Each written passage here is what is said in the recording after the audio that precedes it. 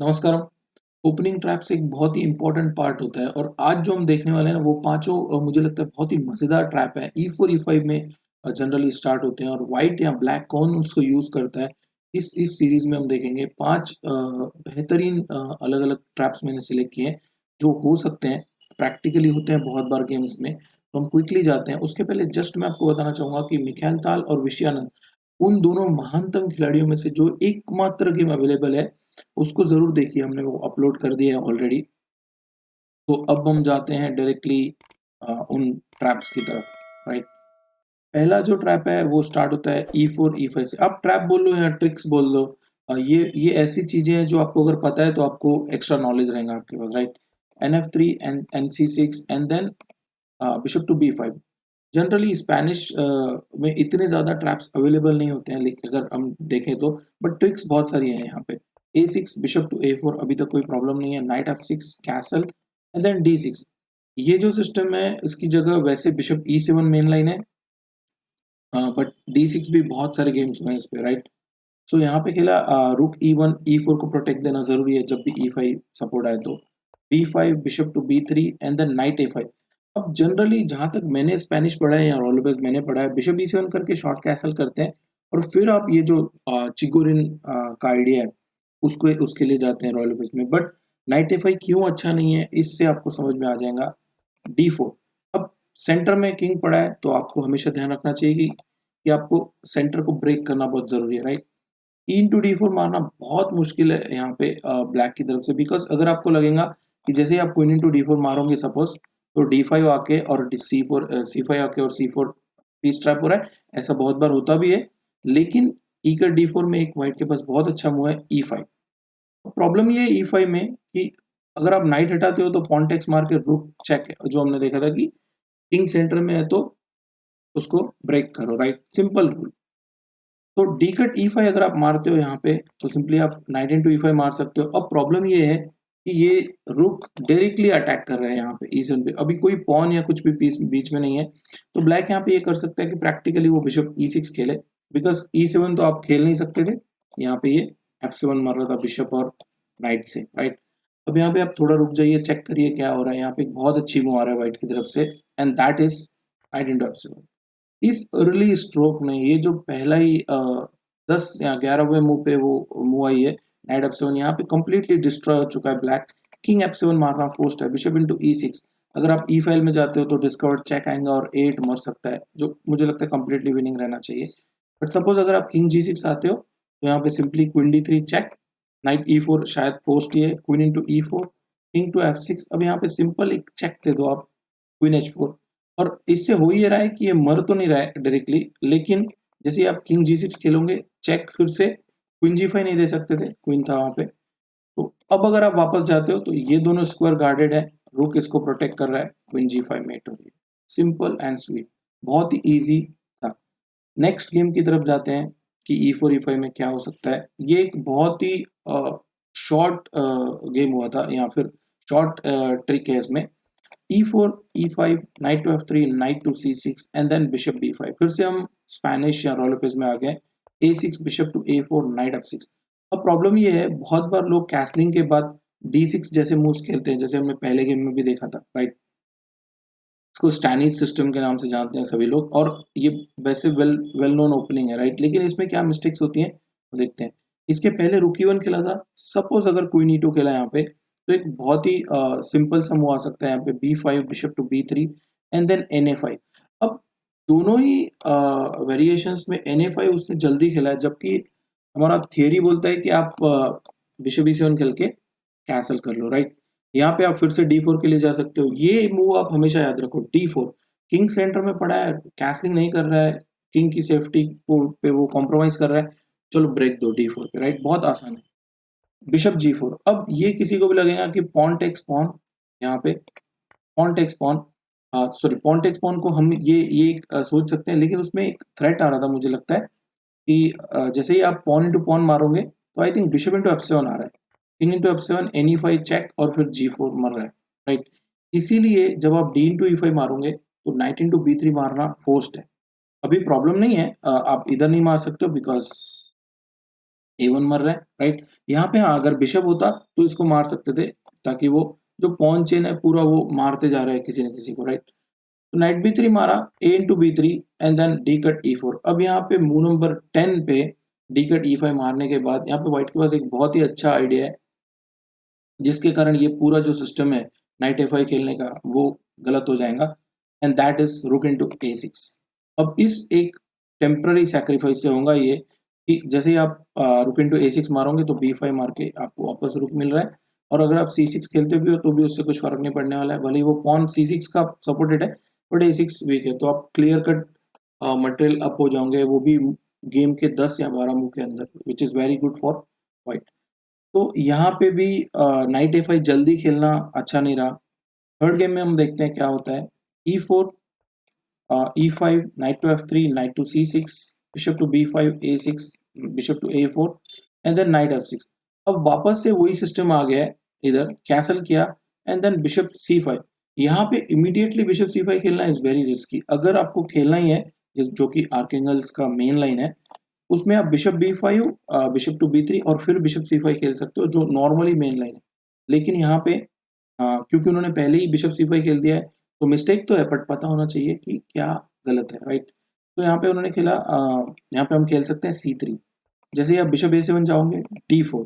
फिर से अब इस बार बिशप था C5 पे, तो डायरेक्टली D4 नहीं खेला, बट हाँ C3 करके एक भाई को बुला लिया C3, चलो फिर D4 खेलना ही। तो यहाँ पे खेला नाइट इंटू E4, सपोज अगर मार दिया, अब ये बहुत ज्यादा रिस्क हो रहा है। अब यार किंग सेंटर में रख के ऐसे पॉन अगर लोगे, मतलब मैं बर्लिन की बात नहीं कर रहा हूँ, वो एक वेल नोन ओपनिंग है जिसमें आप पॉन मारते हो, या फिर ओपन रॉयल ओपेस में भी आप मारते हो, लेकिन यहाँ पे जो है थोड़ी सी मुश्किल आ सकती है। देखते हैं क्या होता है। रूक E1, F5, ये ऑलमोस्ट फोर्स था, क्योंकि अगर आप D5 खेलोगे तो E5 जो था वो वैसे भी मर रहा था, प्रॉब्लम्स थे, राइट। F5 को आप कर सकते हो नाइट BD2, और अब तो ब्लैक को लगेगा चलो एक्सचेंज करते हैं, और एक बार चेंज करने के बाद E4 खेल देते हैं। अब ये पॉन को कोई नहीं मार सकता बिकॉज F5 सपोर्टेड है, लेकिन यहाँ पे एक बढ़िया स्ट्रोक आ जाता है व्हाइट की तरफ से, which is night into E4। अब आप इसको नहीं मार सकते हो, बिकॉज अगर आप रुक इंटू E4 मारोगे, नाइट E7 तो बिल्कुल भी नहीं खेल सकते हैं बिकॉज BG5 आ रहा है, और अगर आप किंग बाहर निकालते थे तो वो राजा क्या है, फिर थोड़ा बाजार में आ गया कि मुश्किल आएंगी उसकी। और सबसे बड़ी बात, ये पीसेस अभी तक निकले ही नहीं है, स्पेशली ये बिशप तो बंद ही है इस पॉन के कारण। तो यहाँ पे प्रॉब्लम आ सकती थी। नाइट इंटू E4 के बाद अगर उन्होंने कैसल किया तो यहाँ पे खेल सकते हैं BG5। अब आप क्वीन E8 नहीं खेल सकते हो बिकॉज नाइट F6 चेक आ रहा है और रुक से क्वीन मर रहा है। लेकिन अगर आप BG5 को नाइट E7 खेलते हो तो यहाँ पे नाइट G3 आ रहा है और E7 मर रहा है। अगर आप इसको रुक F7 से बचा भी लेते हो तो क्वीन E2 आ रहा है, एंड अगर आप किंग F8 खेल भी लेते हो तो आप गिन लो, 1, 2 और 3, इन ये सभी इस पे अटैक कर रहे हैं, तो चौथे को भी बुला लेते हैं, राइट। बोलते हैं 4 लोग जब आते हैं तो राजा को कंधे पर लेके ही जाते हैं, राइट। तो ये राजा या क्वीन इन दोनों में से कुछ न कुछ मरने वाला है, या फिर ये नाइट मरने के बाद ये गेम ज्यादा देर कंटिन्यू नहीं रख सकते, राइट। फोर्थ पोजीशन पे आते हैं, E4, E5, knight to F3, knight to C6, bishop B5, A6 and then bishop A4। अब प्रॉब्लम ये है ऐसे पोजीशंस में कि नाइट F6 खेला, कैसल B5, इस बार प्रॉपर उन्होंने बिशप को पहले हटा दिया, bishop B3 and then bishop C5। अब यहाँ पे दिक्कत ये है कि इस वक्त ये चल रहा है, अभी तक क्या हो रहा था कि बिशप आप A4 पे रख के और फिर बिशप C5 खेल रहे थे, which was very very risky, right.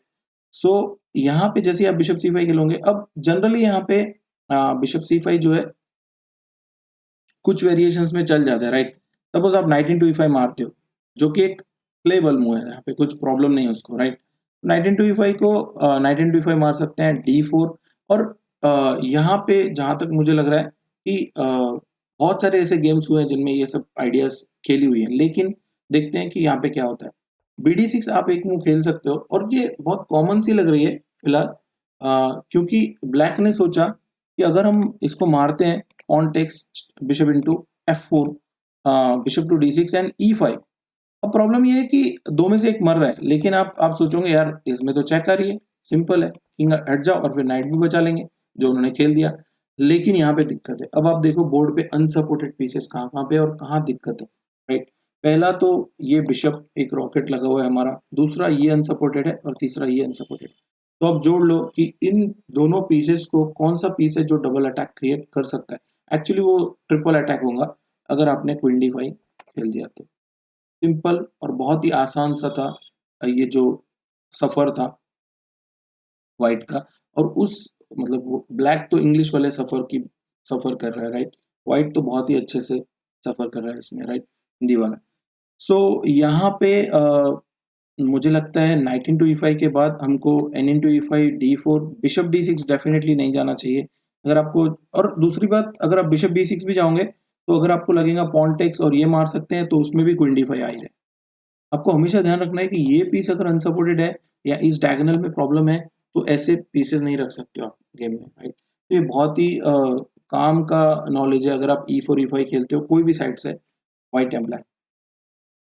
Last position की तरफ आ जाते हैं। ई फोर ई फाइव में मेरे पास बहुत सारा है, मैंने जो कलेक्ट किया है तो उसमें मैं ज़रूर आपको और भी पार्ट्स दूंगा, लेकिन इसको देख लेते हैं फिलहाल क्या हो रहा है। E four E five, knight to F three, knight to C six, bishop B five. फिर से हम स्पेनिश रॉयल पेज में आ गए। A six, bishop to A four, knight F six, castle, and then knight into A four. ये जो system है generally यहाँ पे पहले बी फाइव खेलते हैं, bishop B three and then knight into मारते हैं, वो एक पॉसिबिलिटी है, राइट।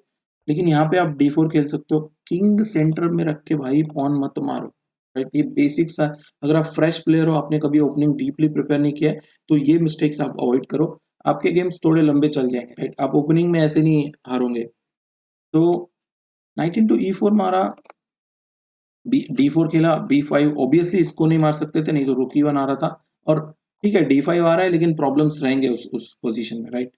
सो बी फाइव खेला, bishop B three, D five. अब यहाँ पे देखो आप कि फिलहाल उन्होंने ये तो अच्छा काम किया कि इसको नहीं मार दिया, नहीं तो और ज्यादा प्रॉब्लम्स आते, राइट।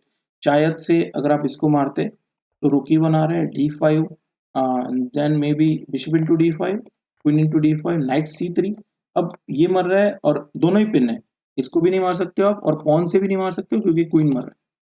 तो ये एक वेल नोन थ्योरेटिकल पार्ट है मुझे लगता है। बिशप बी थ्री को डी फाइव खेल दिया उन्होंने, D takes E five, bishop to E six. अब ये ओपन रॉयल ओपेस जिसको बोलते हैं उसका हम लोग उस वेरिएशन में जा रहे हैं। C three, bishop to E seven. हालांकि यहाँ पे knight C five, bishop C five ये भी सब खेलते हैं, मतलब यहीं से ही डायरेक्टली।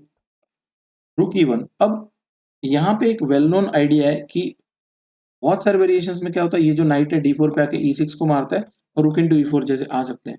लेकिन यहाँ पे देखो कभी कभी ना वो आइडियाज वापस रिवर्स अटैक भी करते हैं तुम पे। Castle, knight to D four.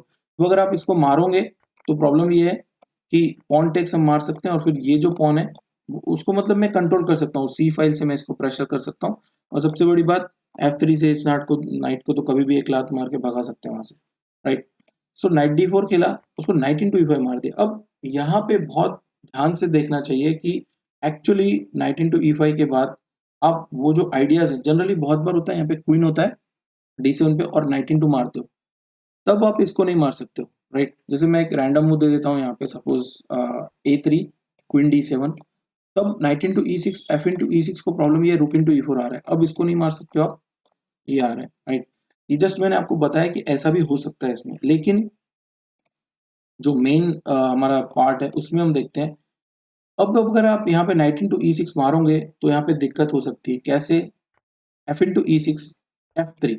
अब आपको लगेगा कि दो में से एक पीस तो मुझे मिल ही रहा है अगर इस नाइट को हटाया तो यार, बट ये मुश्किल है, F three is a mistake, right. यहाँ पे अगर आप एफ थ्री खेलते हो तो simply bishop C five check आ जाता है यहाँ पे। अगर आप अभी बिशप ई थ्री खेलोगे जिसके कारण आपको लगेगा कि अगर एक्सचेंज होता भी है तो रुक इंटू ई थ्री के बाद ये फिर से नाइट नहीं हट सकता क्योंकि ई फाइव मर रहा है। ये बहुत कॉमन लग रहा है, कोई भी फंस सकता है इसमें। लेकिन यहाँ पे एक बहुत अच्छी मूव आ सकती है which is queen G five. अब प्रॉब्लम ये है कि आप इसको नहीं मार सकते हो क्योंकि पिन है, राइट। और अगर आप बिशप इंटू सी फाइव मारोगे विच इज वेरी नॉर्मल, ऐसा हो सकता है, तो यहाँ पे आ रहा है नाइट एफ थ्री। अब प्रॉब्लम ये है कि आप किंग नहीं हटा सकते हो क्योंकि यहाँ घोड़े की एक ये चेक तो नहीं आ रहा है but knight G three check आ रहा है, आई थिंक। हाँ करेक्ट, कॉन्टेक्स, और आई थिंक ये श्योर मात हो रही है, राइट। तो ये तो नहीं आ रहा था इसमें knight F two, but knight G three आ रहा है आपको। लेकिन अगर आप किंग जी वन नहीं हटाते और क्वीन से मारते हो तो सिंपली यहाँ पे रुक इंटू एफ थ्री आ रहा है, जिसमें मुझे लगता है कि ये जो पोजीशन है वो जीत रहा है इसमें, राइट। सो ये बहुत ही ट्रिकी थे आइडियाज कुछ कुछ, और मुझे लगता है कि ये हमको डेफिनेटली पता होना चाहिए अगर हम व्हाइट से या ब्लैक से कभी भी E4 E5 में जाते हैं तो।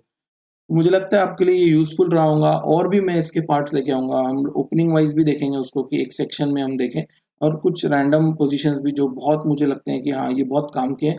और एक पर्टिकुलर ओपनिंग में आपको ये पता ही होना चाहिए, अदरवाइज आपको मुश्किल आ सकती है कभी भी, राइट।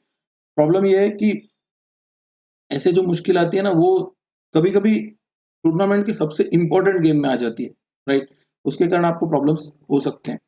तो बहुत जल्दी हम फिर से मिलेंगे। कोशिश करूंगा मैं कि आपके लिए कुछ न कुछ अच्छा कंटेंट जो मुझे लगता है यूजफुल है उसको हम देखें, और चेस का अच्छा कंटेंट देखें, राइट। मिलते रहेंगे, बाय, थैंक यू, खुश रहो, मस्त रहो।